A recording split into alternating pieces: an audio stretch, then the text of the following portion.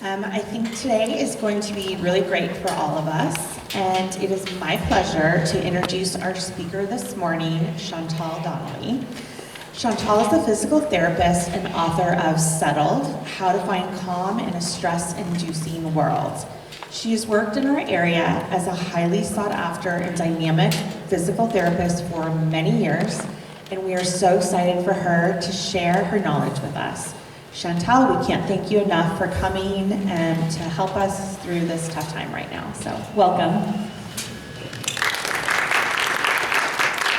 Thanks, Stephanie. Good morning. Good morning. I grew up in Canada. Is that too loud? And I grew up in an English part of Canada. There was one French school in the area. My grandmother did not speak a word of English, so... Sorry, they're doing construction. Construction?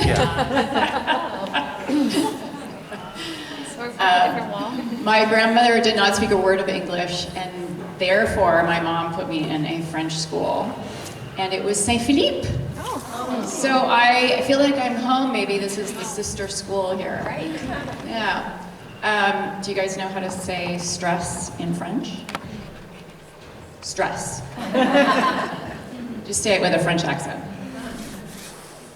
So as Jessica said, I am a physical therapist. I'm local in Pasadena. I actually live in South Pass. And you might be wondering why a physical therapist would be talking about stress. So I've been a physical therapist for 25 years now. And about 5, 6, 7 years ago, I started getting really frustrated that I couldn't help my patients enough. They would come and they would get on my table and I could make them feel better, and they would leave feeling much better, and then they would go to their stressful lives. Whether it was a stressful relationship at home, maybe a stressful career, maybe kids with learning disabilities or something going on with elderly parents, you name it, right? It's all out there. And as I would unwind their tissue, life would just wind it right back up again. And I felt like I was missing information that could help them, because stress affects the body in so many ways, right? It causes disease, it can exacerbate chronic pain, it can cause chronic pain. And so I felt like I was really missing information. And so I went on this big quest. Did you talk to that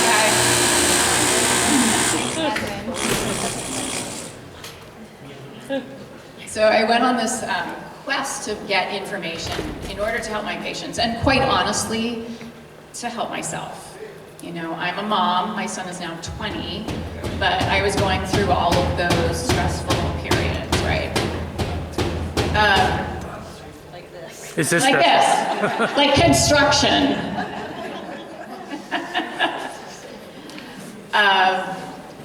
And so I went on this quest for myself, and I went on it for my patients. And what ended up happening is I learned so much, and it was so relevant to the field of physical therapy. I was like, why are we not teaching this in PT school? And ultimately they are starting to. But I got so jazzed about the information that I was learning that I ended up writing a book. And it took me 2-3 years to write the book. And it's chock full of research, and I'm going to share some of that with you today. And what I will tell you is that I really wish I had this when my son was younger. This is something that as a parent would have been really nice to have, because parenting, I don't know, any of you think that parenting isn't stressful? Right? I mean, it's just so stressful just in and of itself. Let alone if your child has a disability of some kind, whether it be a medical or a learning disability or whatever, right? Forget it, then it's really stressful. So I just have so much love for this information, and I want to share it with parents. And then of course now we have this new stress, a crisis really, that has occurred in Los Angeles. And it seems like a really good time to be teaching the information that I have during times of crisis. So when there is a crisis, our response to stress is the same as whether it is little stresses that have stacked on top of each other, right? So we've got our to-do list stress, we've got our financial stress, we've got our kid stress, our relationship stress, our career stress, all of that, and that can be stacked. And then you get something like the LA fires that supersedes it all and adds to the fact that we were probably in survival mode to begin with, before the fires even started happening. A lot of us, let's face it, ladies, we're probably still recovering from the holidays when the fire started, right? Right? So, we started here and bubbled over really easily. Now, during a crisis, your stress response is actually really helpful, warranted, and adaptive. There's different ways people respond to stress. One way is that you've heard of fight or flight, right? So fight or flight looks different to various people. It can look like anger.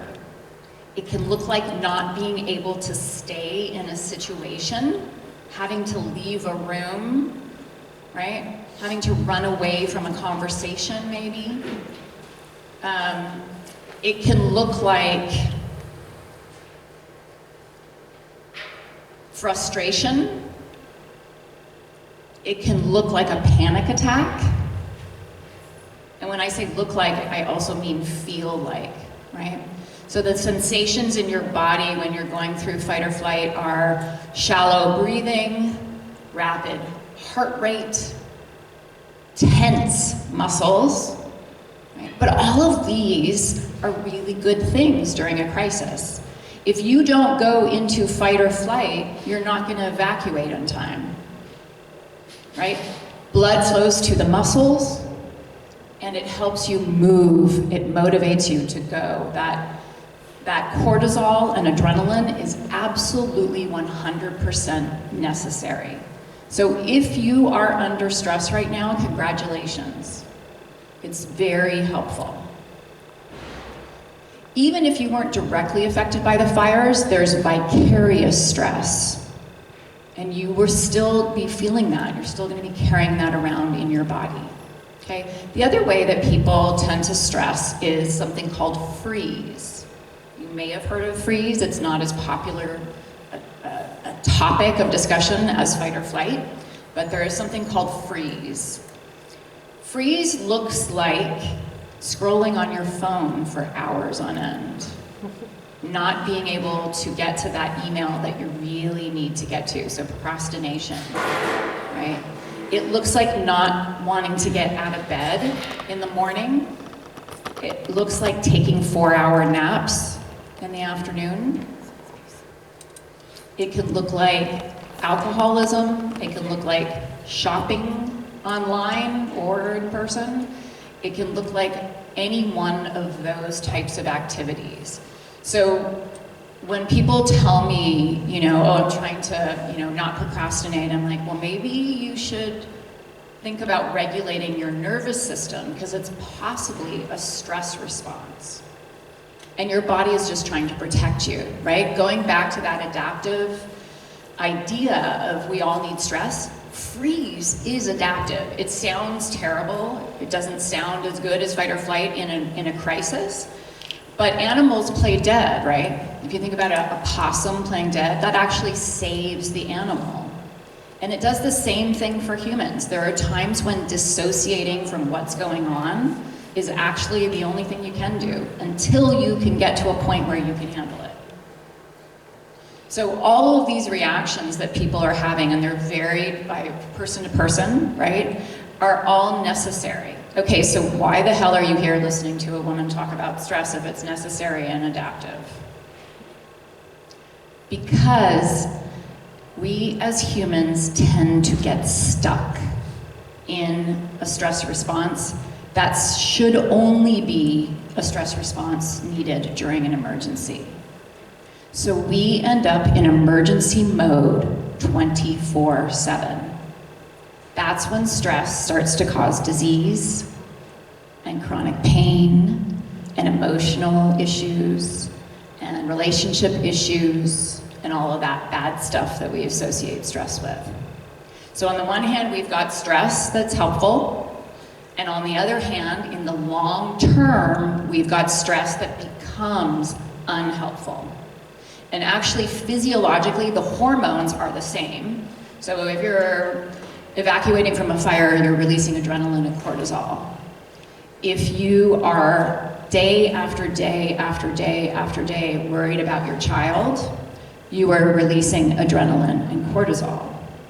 So whether it's immediate, acute stress, or chronic stress, it's the same hormone, okay? And your body can't tell the difference. So what happens is the hormone goes from being a pain reliever in the acute phase. So why would it do that? So that if you are injured and you have to run away from the tiger, you don't feel pain while you need to run away. Is this guy cutting in and out? I feel it, I can hear it, yeah. We need a better microphone. Sorry. So that's when the cortisol at that particular point in time is anti-inflammatory and a pain reliever, okay? When it becomes chronic, so at about the 6-month mark of holding on to that survival mode and you're still releasing the same hormones, it now becomes inflammatory. So what happens? Brain fog, digestive issues, insomnia, pain, tight muscles, all of that stuff that we talk about. Stress being associated with, all that stuff that we want to prevent, that's when that happens. So that's why I'm here talking to you, because I know that you guys are supposed to be stressed right now. I'm supposed to be stressed right now. But we can't get stuck there. We have to protect ourselves and our loved ones. And as parents, your kids pick up on your nervous systems. So if you stay in survival mode, your kid will be in survival mode. And they can't participate at school as well. They're more prone to injury. Just like you, right? You get the brain fog and you get the muscle soreness, right? So if you're numb, your kid could be either shut down or anxious. So we need to all get back into our bodies, feel some of the discomfort, and there's a lot of discomfort going around. So feeling it is going to be part of the process. I call it stress fluency. And part of stress fluency is body fluency. So really getting in touch with how your body is feeling instead of the dissociation. And for some people, the stress has been so intense and the dissociation so necessary that you have to go in little baby steps. So think of it this way. If you had adopted an animal from the shelter and that animal had come from abuse and a lot of stress, you would not force it into your life and sort of say, like, what's wrong with you, right? You would treat it gently, with compassion and kindness. That's how we all need to treat ourselves right now. As we slowly get back into our bodies and allow ourselves to feel some of this discomfort, but also have tools, which I'm going to get to right now. I'm going to have tools so that if it gets to be too much discomfort, you can settle your nervous system a little bit, kind of step back from it a little bit, and find a little bit of calm in that discomfort. Is this all making sense? Okay. Is there anybody here who feels like they are in fight or flight right now? Yeah, okay. And how do you guys know that you are in fight or flight? So I'm not asking for like your list of, I'm evacuated, blah, blah, you know, like the list I've got to get to the bank after this, where I got all the list. That's all really important stuff. But those are the stressors. And what I'm really interested in is your stress response in your body. So the question I want you to ask yourself is, what am I feeling in my body right now that tells me that I am under stress? Right? So it could be tension, it could be a headache, it could be heart rate, it could be a feeling of uneasiness in your stomach, jaw tightness. There's all sorts of symptoms. Some people feel vibrations in their body, like they're kind of like shaky, right?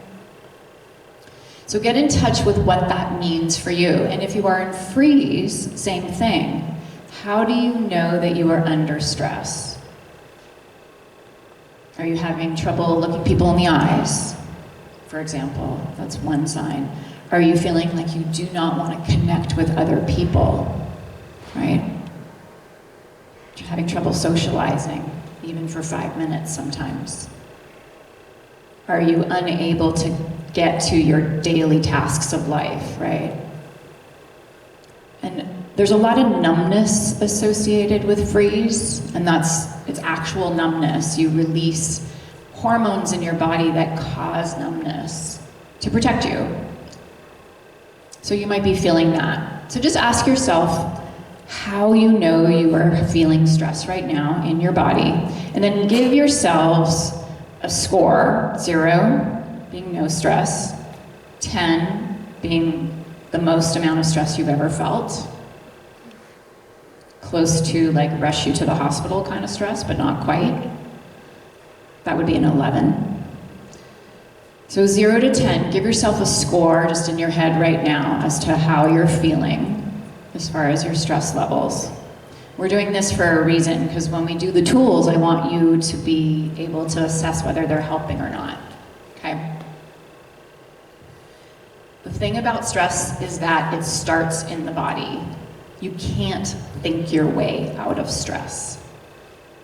Because what happens is when we try to tell ourselves, like, calm down, it's okay, it's fine, it's gonna be okay, the stuff going on in our body is sending a message up to the brain, and the brain doesn't believe what we are saying to ourselves. So if your heart rate is extra high and you try to calm yourself down, it's not gonna work. You gotta get to the heart rate first, and then you can calm the thoughts down. Does that make sense? It's more sticky that way too. Like, you might be able to calm yourself down thinking for a little bit, but the heart rate's gonna bring you back up to that fight-flight sensation, right? So if you start body, then the brain will follow. Okay, so how do we start body? It sounds a little woo-woo, doesn't it? You've all heard about breathing helping with, so breathing's sort of a body technique, let's call it. The thing about breathing that people don't, I think it's really important to know why breathing can help and why it can't.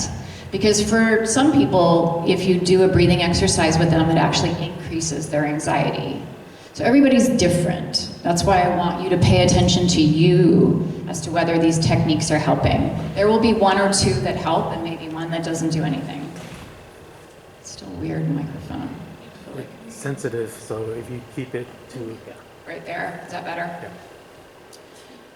Yeah. Okay, so breathing. Why does breathing help with stress? When you inhale, your heart rate goes up a little bit. When you exhale, your heart rate goes down a little bit.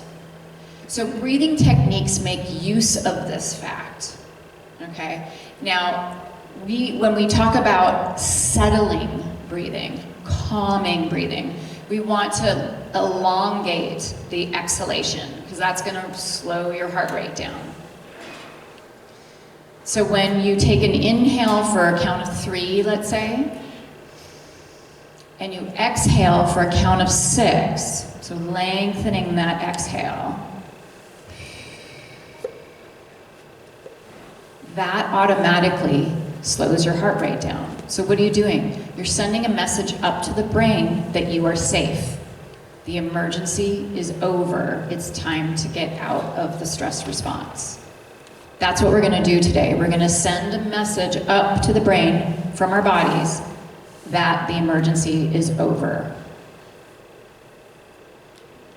And that's the only way to rebuild. If you rebuild in survival mode, it's going to be much more difficult to connect with those you need to connect with, to get the help that you need.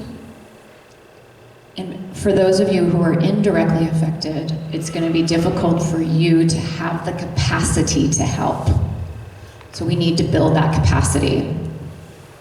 Okay, so do you guys want to try, ladies, mostly ladies, right? Would you like to try the breathing? It's up to you. If you don't want to do it with us, you can just watch. So we're going to start with a settling breath, it's called. So you're going to inhale for a count of 3 and exhale for a count of 6.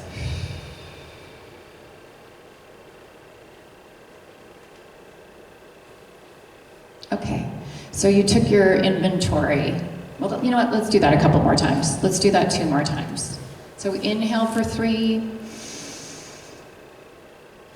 and exhale for 6. And again, inhale for 3 and exhale for 6. Take inventory and see where you're at on that scale of 0 to 10. So now I'm gonna give you a little secret. Most of us, when we breathe that way, we are so tight from being in survival mode. It doesn't help as much as it should. Your thoracic spine, your mid-back, is where your rib cage attaches. And because of all the sitting and driving we do, our thoracic spines are like bricks. And what happens is you can't take a good deep breath. And if you can't take a good deep breath, you can't get that exhalation the way you want to. So I'm going to have you all stand up and we're going to move our backs.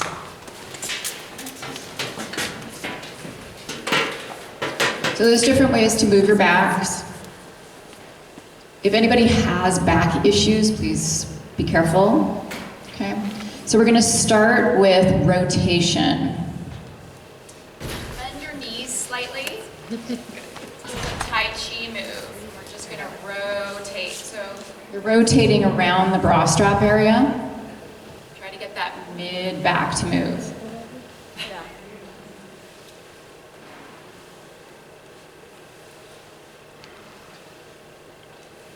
And then we can go side to side. I saw someone already doing it, right? So we're going to go side. And then stretch to the other side. Just feel that stretch on the side of the body where your rib cage is attaching to your spine.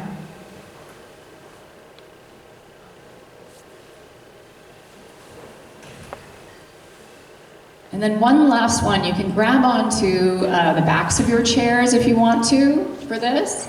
It's that cat-cow exercise. So we're going to do this.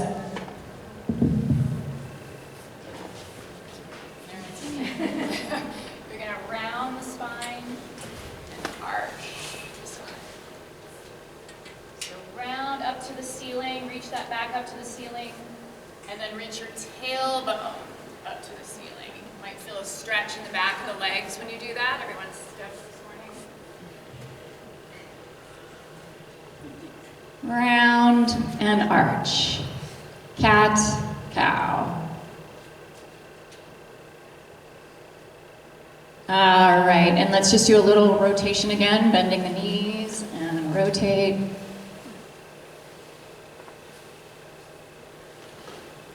All right, have a seat. So before even taking a breath, Assess where you are at right now on your scale of 0 to 10. Does anybody feel differently?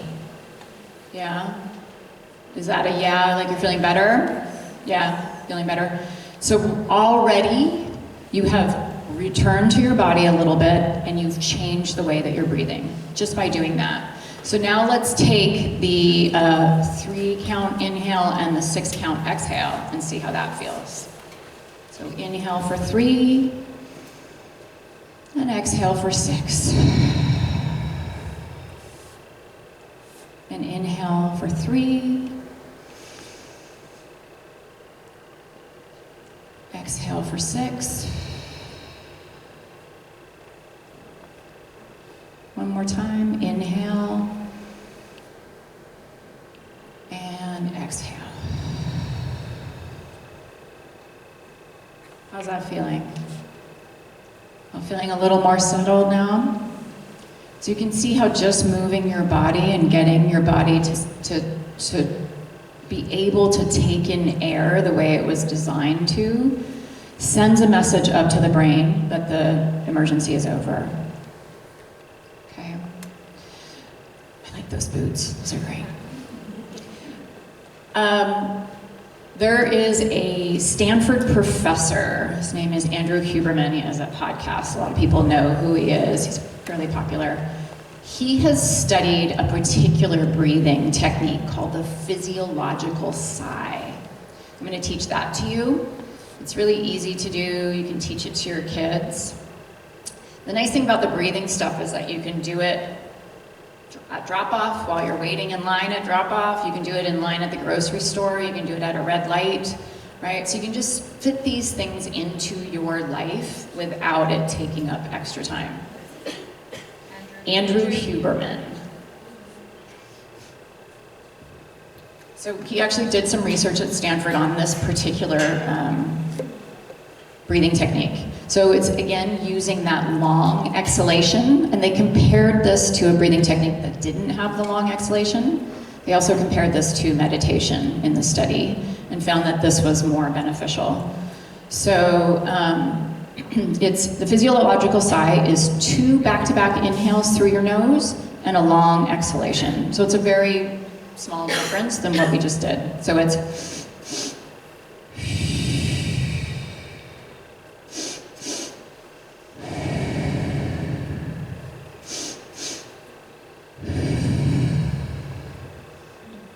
and what they found is that you only need to do that about 3 to 5 times to get the benefit. So that's the physiological sigh. So the first breathing exercise we did was a settling breath, just a longer exhalation than the inhalation. And then the second was physiological sigh, 2 back-to-back inhales and a long exhalation. Okay, so now we're gonna move on to some techniques that maybe you haven't heard of. They've done some research on how to calm the amygdala down. The amygdala is the fear center in the brain. You actually have 2 amygdalae in the brain. And they are your fear centers. And your fear centers get pretty activated after a crisis. So our fear centers right now are on hyperdrive. They're kind of running the show. And that's evolutionarily a really good thing, but over time, again, we don't want to get stuck there. So for some reason, don't know why, but alternating bilateral movement with either your arms or your eyes has been found to calm the amygdala down. If you're a therapist or you go to a therapist, if they do EMDR, that's what that's based on. Okay? So I have a couple of alternating movements that you can do, and you can do this anywhere, anytime, and no one even knows what you're doing, which is kind of a nice thing. And again, it's only a 30-second thing, so you can fit this into your life without adding it to your to-do list, okay? I'm gonna put the mic down so I can show you. First one's called alternating arm sweeps. So I'm gonna take my right hand on my left shoulder and just sweep down the arm. And then I'm gonna do the same thing on the other side. So you want the movement to be alternating. You don't want to do it at the same time. Again, I don't know why it works this way, but it is a side-to-side kind of a thing that seems to help. You can also do squeezes down the arm. I think we all kind of do this naturally, you know? You might find yourself in a stressful situation, you'll find yourself doing little squeezes or little kind of this kind of a thing on yourself. So the body kind of knows what you need, okay? You can do this on your legs as well. It doesn't have to be on the arms, but it should be crossing the body and alternating. Is this what you do to yourself, or you do it to others? You do it to yourself. Okay. You do it to yourself, yeah. Yeah. So you're crossing the body and you're alternating. Squeezes, sweeps, okay? If you go to an EMDR therapist, they use a lot of eye movements. The touch part they do is with little tappers. They do these little tapper things. Kind of the same thing as this, right? The eye movement ones you can do. It's so funny you keep doing the tools I'm going to do next. Yeah, I used to do this with kids, the jaw thing. Yeah, we'll get to that. Yeah, but I gotcha. with my stress too. That's, yeah, me too.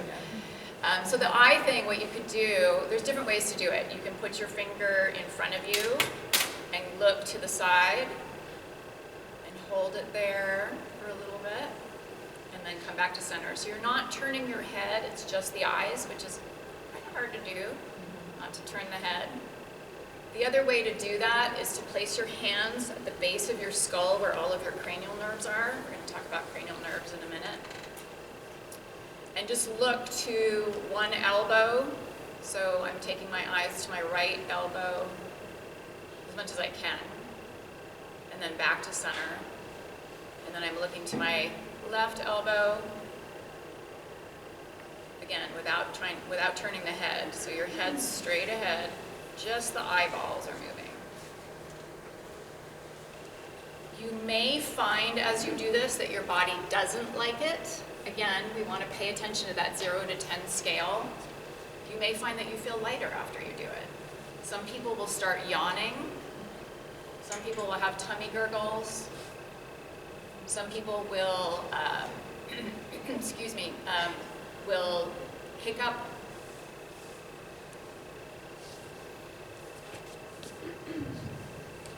Microphone, sorry. Rest and digest is your calming nervous system, right? So anything that resembles a rest and digest symptom is your cue that you are actually feeling better. So yawning is a sign of resting, going into a rest mode. Is that my 30-minute mark? Oh, I gotta go faster. And digest, if you have tummy gurgles, you're digesting. If you get saliva in your mouth, that is a sign that you are feeling better. If you think about that dry mouth you can get when you're stressed, right? It's the opposite. So calming sign is increased saliva, or even getting hungry. We do not attend to being hungry when we are in survival mode, right? Now, there's a whole discussion about how we eat comfort food, but that's a whole other discussion. I have an entire chapter on eating in my book. The immediate response is going to be that you don't want to eat, right? Okay. Any questions on the bilateral alternating movements? We've got the arm movements and we've got the eye movements.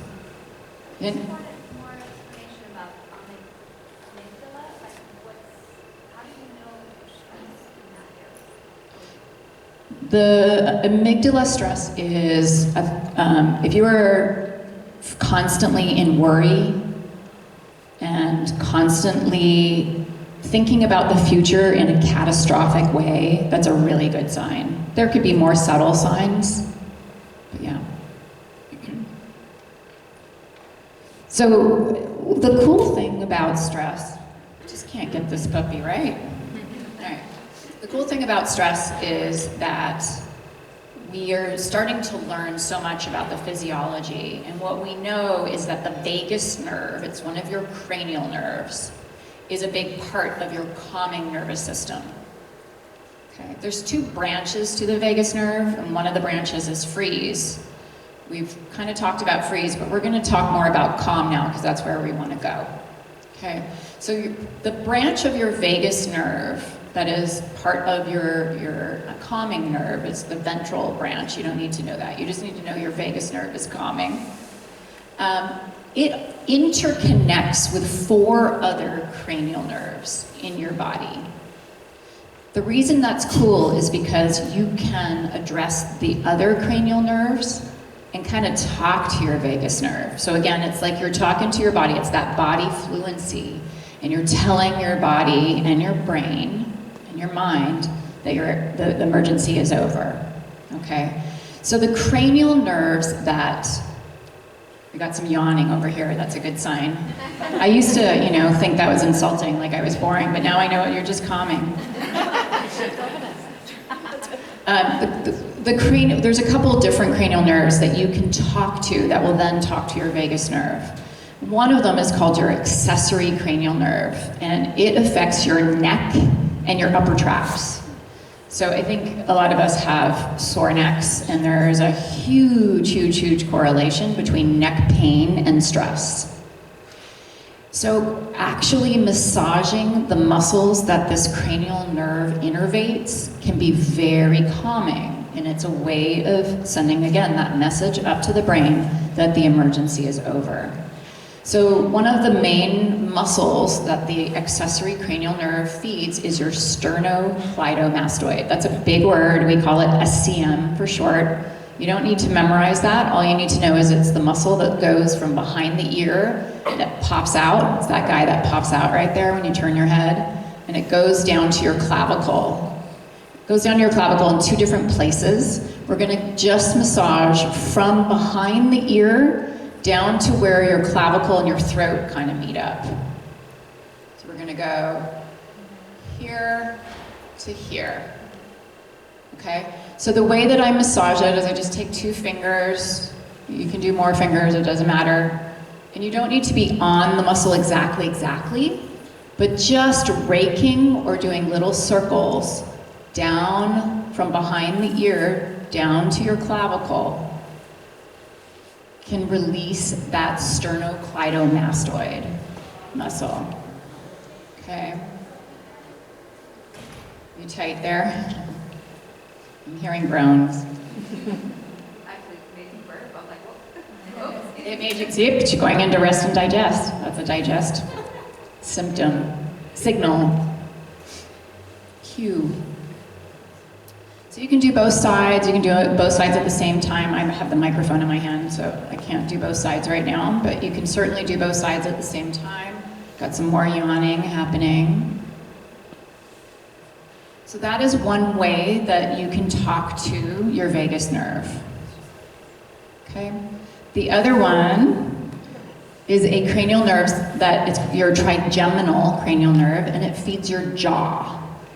So going, same 2 fingers, you go to your jawbone. If you're not sure you're on your jawbone, just close your mouth a couple times. You'll feel it pop right out underneath your fingers, right? And again, you're just gonna rake down the jaw, and you can do both sides at the same time.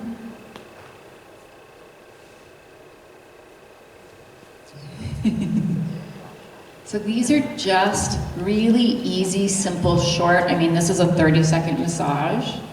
These are ways that you can tell your body that you are okay to be calm, right? It's like you're giving yourself permission, because if your amygdala is overfiring, it's overly sensitive, its synapses are open, or if you've got too much cortisol and adrenaline in your system because you're still evacuated or you're trying to help a friend find a home or whatever it is that you're doing right now, it could be your kid's situation, your parents' situation, whatever it is, you're not feeling safe. But in the moment right now, you are safe. So that's how we get unstuck, is we keep bringing ourselves back to this moment. And giving yourself a massage in the jaw or the neck is one way to do that. Okay. The other cranial nerve feeds the throat. So babies that suck on a bottle or a nipple, they are calming themselves down with that sucking motion, right? So this is all very sort of biological, natural stuff that we do. So for adults, gargling, humming, even chewing gum, although I find that can affect the jaw, right? But all of those have been shown to help you calm. So that you'll see, if you follow people on Instagram, sometimes they gargle or they do the like cold plunges, that kind of thing. The cold plunge is actually increasing stress temporarily, so it's teaching the body that you can recover from stress. If you are in survival mode, don't do that right now. It's not where you need to go right now.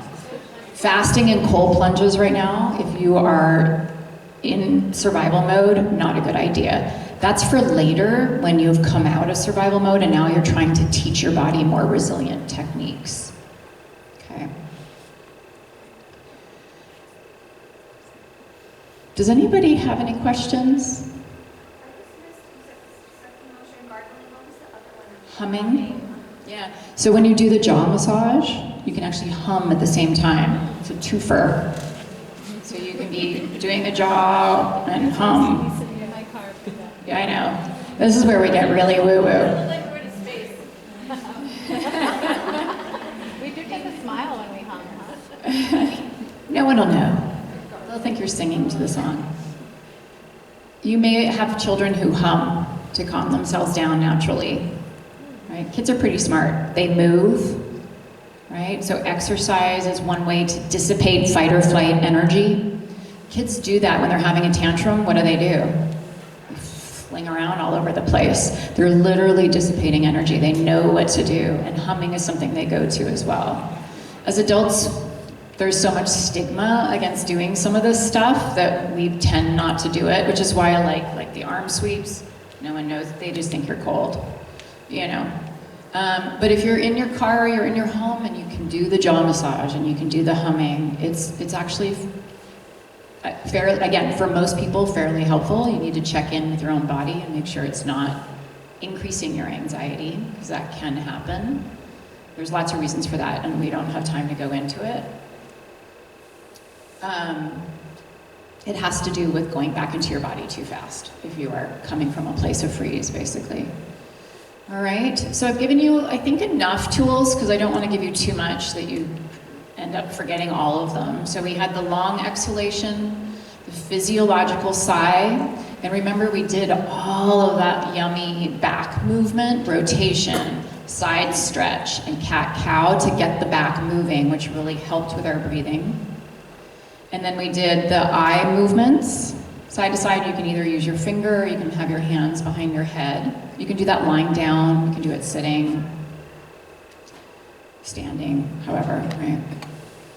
So those were the lateral movements with the arm sweeps. You can do it on your legs or on your arms. And then we did the cranial nerve exercises. We did the neck massage, the jaw release, and then we can add humming or gargling, bless you, if we want to. Singing is also a really good way to vibrate that cranial nerve in your throat. They've done tons of research on singing and how it is actually calming for people. Exercise is going to be your friend right now.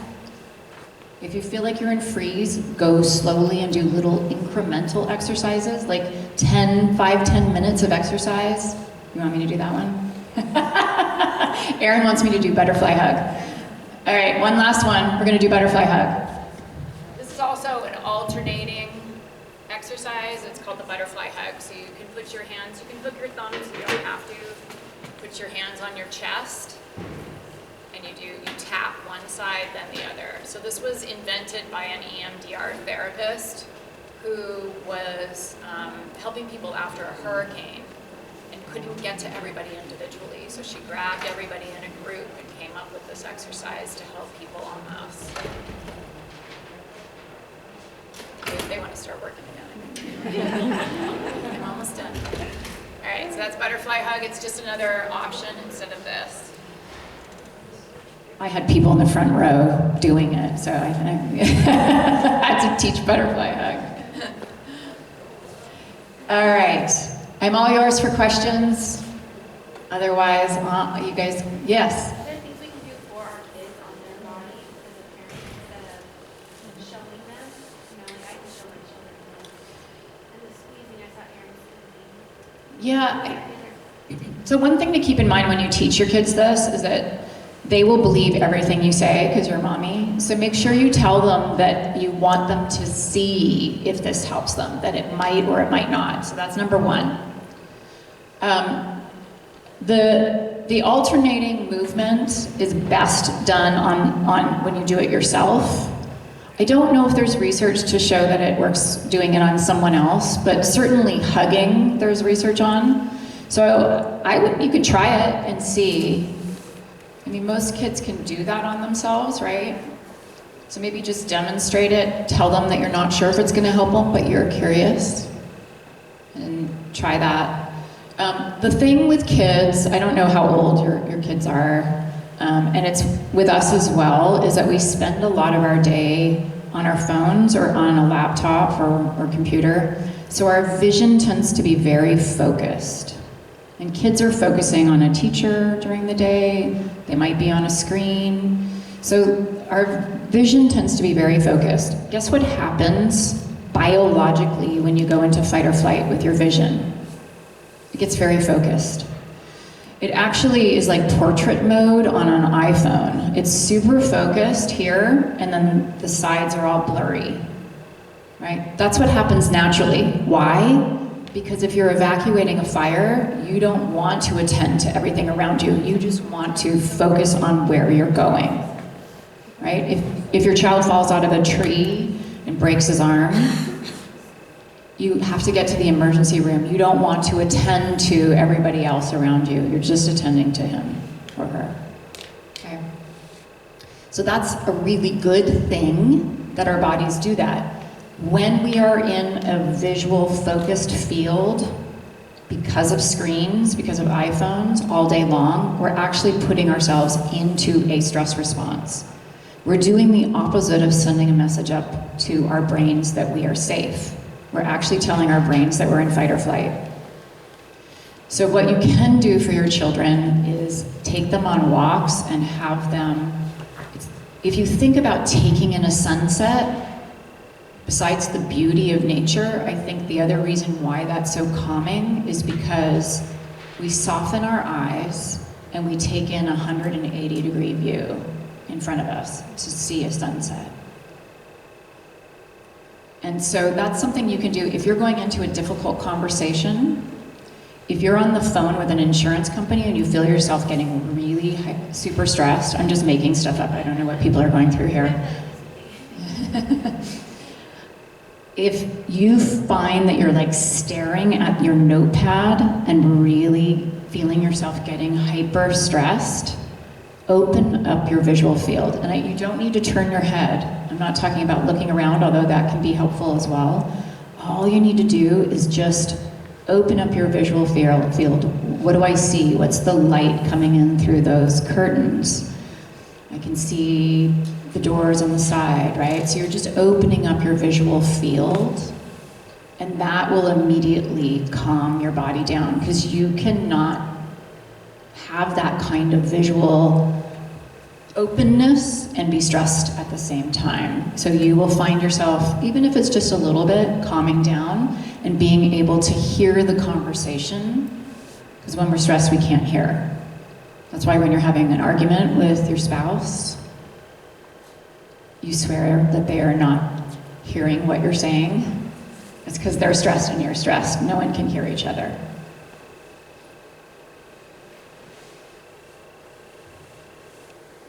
Did that help? Yeah. Thank you for being here. Thank you so much.